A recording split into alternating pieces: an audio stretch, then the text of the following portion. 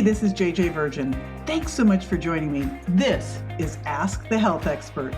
In each episode, I put the power of health in your hands and share ways to get healthy, lose weight, heal your gut, detox, and lots more, so you can look and feel better fast. If you'd rather watch the video, hey, I did put on my makeup and do my hair, so check it out on my YouTube channel.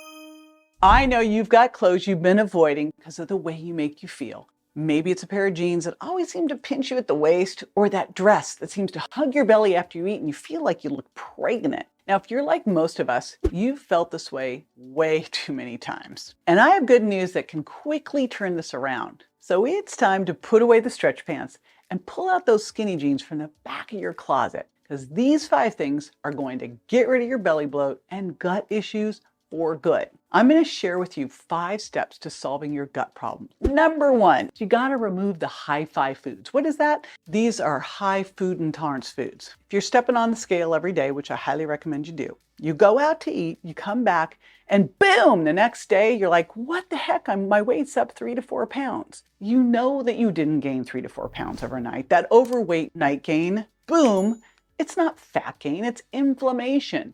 And when you look at that, it's probably due to a food intolerance. So what the heck is food intolerance? Again, I wrote the book on this. It's called The Virgin Diet. And early on, I discovered that a lot of the foods that we're eating, thinking we're eating healthy, could actually be hurting us because of something called leaky gut. Leaky gut is when your small intestine becomes more permeable than it should be. It's semi-permeable because of stress, because of eating gluten or fructose, because of certain pain medications.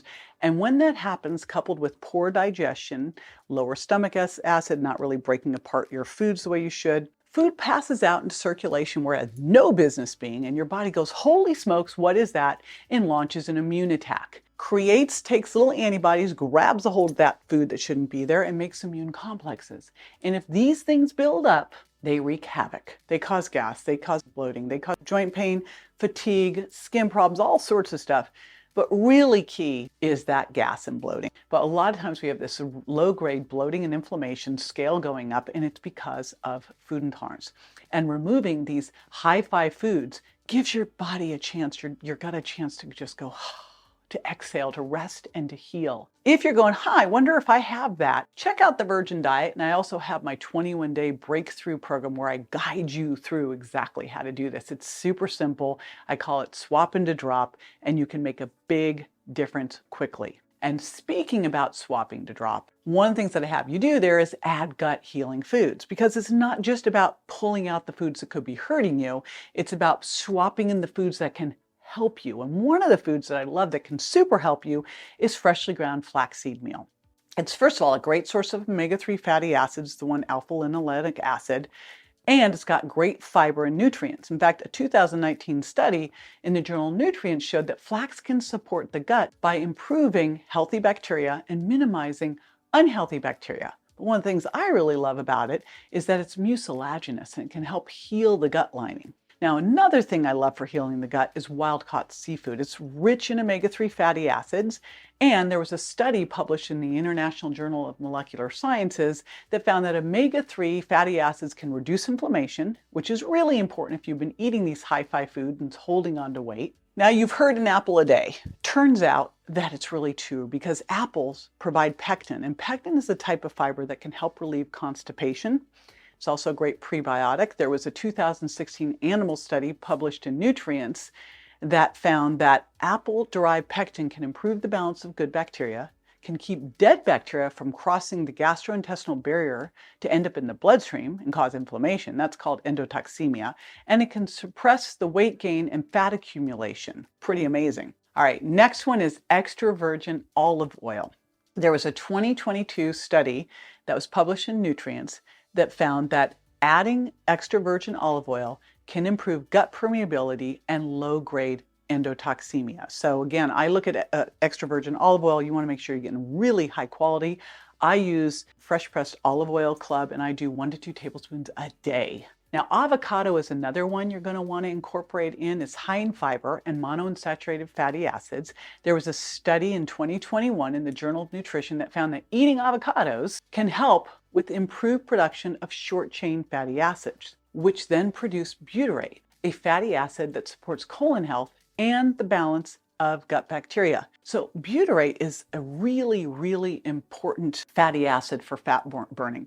It's a short-chain fatty acid. It's produced in the large intestine during the microbial fermentation of dietary fiber. It has an appetite-suppressing activity.